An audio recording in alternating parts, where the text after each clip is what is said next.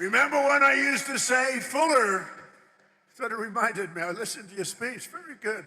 I'm endorsing that man, by the way, very strongly. I actually listened to your speech back there, and you said, you remember when the president used to tell the story about getting tired of winning? You reminded me, I haven't told that story in a long time. You're gonna be so tired of winning, you're gonna be exhausted, you're gonna get tired of winning.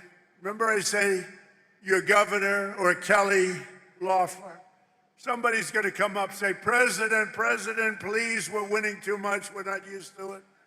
George is not used to it, we can't take it anymore. People are working too hard, they're making too much money. Please, please. We don't want to win anymore, sir, it's too much. I said, nope, we're gonna keep on winning. The people of Georgia want to win. I'm sorry, Kelly, the people of Georgia want to win. Last week it was announced that the United States added 172,000 jobs in the private sector. We reduced if I wanted to have really great job numbers, don't do any cutting in the public sector. I cut off 400,000 jobs in the public sector, and then I add many more than that in the private sector. And those public sector people that got cut, they hated me and now they love me because they've all gone out and gotten much better paying jobs in the private sector, working right here for you. But we've created more than 5,000 manufacturing jobs in Georgia alone. And we've had a very good relationship with Georgia. And as factory construction gets underway, we've created 70,000 new construction jobs right here, 70,000. And you know what they're building? Factories like this. I said to that brilliant person right there, I see the yellow steel. You know what that is? That's a crane, brand new. I said, how long has that been here? He said, about 2 months. He said, tariffs brought it here, sir. Your policy brought it here.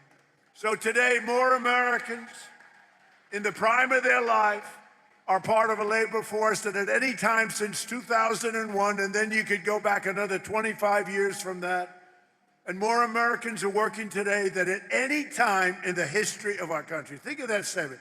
Any time in the history of our country, there are more Americans working today.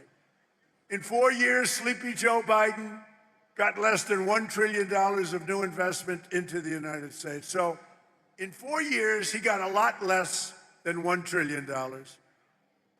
But with our pro-American economic growth and the use of tariffs, we've already secured commitments for over $18 trillion. So think of this.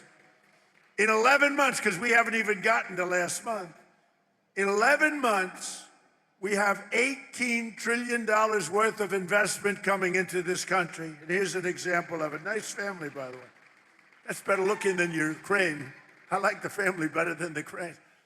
Very good. But a good family. The stock market has set 53 all-time record highs since the election. 53, think of that. 53 days it was at an all-time record, adding $9 trillion in value. But you got to go back for a second. So we do over 18 trillion in 11 months, and Sleepy Joe, for 4 years, did much less than $1 trillion. Think of that. This country would have been dead. Adding $9 trillion in value to your savings. I added $9 trillion, and your retirement accounts and 401ks are at the highest level they've ever been. And then I have to listen to the fake news talking about affordability. Affordability. Do you notice? What word have you not heard over the last 2 weeks? Affordability. Because I've won affordability. I had to go out and talk about it. But we inherited a mess. We inherited the worst inflation in history, but I'd like to correct it because it's actually, the fake news corrected me. He exaggerated.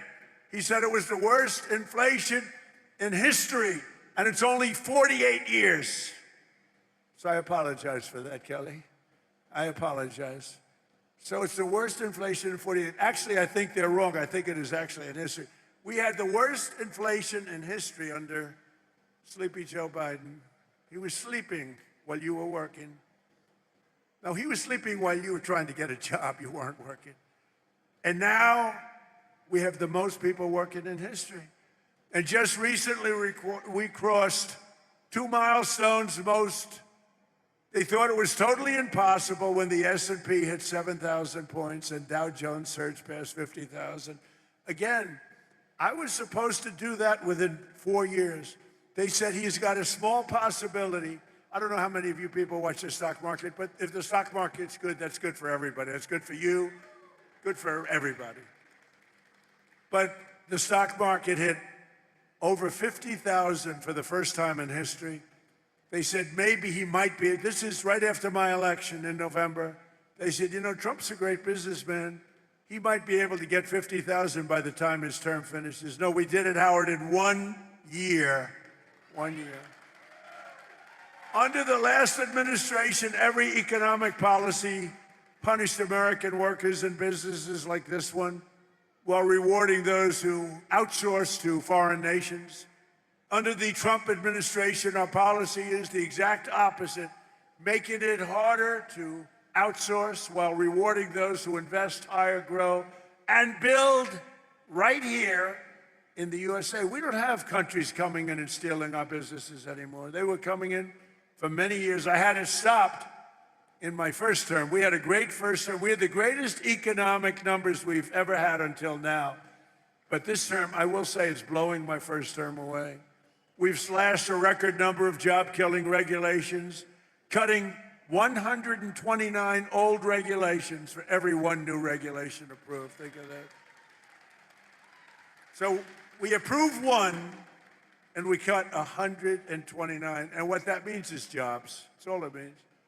We ended the radical left war in American energy. Now oil production is up by more than 600,000 barrels a day, and natural gas production is at an all-time high. Plus, we have a great relationship with a country named Venezuela. You've heard about Venezuela? And we're helping them very much with their oil. They got a lot of oil, we do too, but we're helping them a lot. We took 50 million barrels of oil is right now floating very nicely in extremely large ships to Houston, where it's processed. And it's going to be great for Venezuela. The president's doing an excellent job, getting along great. But that was a very strong attack, would you say? It was a very strong attack. That wasn't like Jimmy Carter. That wasn't like Sleepy Joe Biden in Afghanistan, where he had no idea, had no clue what he was doing. Take the equipment. You know, I was getting out of Afghanistan. We were going to get out with dignity, strength.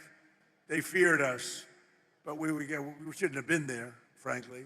But we were getting out with dignity and strength, taking all the equipment. He left the equipment. They said, leave everything. Let's go. I said, what do you mean? You're leaving a $150 million airplane? And one of the generals told me, that's when I knew he was a stupid general, Milley. Sir, it's better to leave the plane. I think it's cost efficient. You're going to leave a $150 million plane because you don't want to fill it up with a tank of gas? These people were so stupid. But now we have General Raisin Cane. He's a little different. A little different.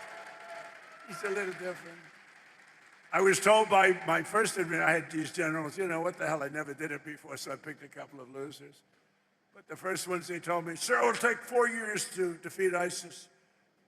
And I said, how can it take 4 years? We have the best equipment in the world. Why? And I rebuilt the military my first time. I said, why would it take 4 years? They said, well, I would. So I decided to go to Iraq, and I flew to Iraq. I was extremely brave. In fact, so brave I wanted to give myself the Congressional Medal of Honor. I said to my people, am I allowed to give myself the Congressional Medal of Honor? And you know, I've given out so many to guys that are seriously brave. I mean, they come in with the arms are missing, the legs are missing. The stories are so unbelievable. And I said, no, it's a little stretch if I gave myself one of them. But it's one of those things. Someday I'm going to try. I'm going to test the law. Brandon, I'm going to say, let's give it a shot. Maybe I'll win in court after everyone sues me, after radical left lunatics sue me. Now watch. The fake news, you know I'm having fun. The fake news will say, Donald Trump wants to give himself the Congressional Medal of Honor. But he was rebuffed by the audience, who stood up and booed the hell out of him.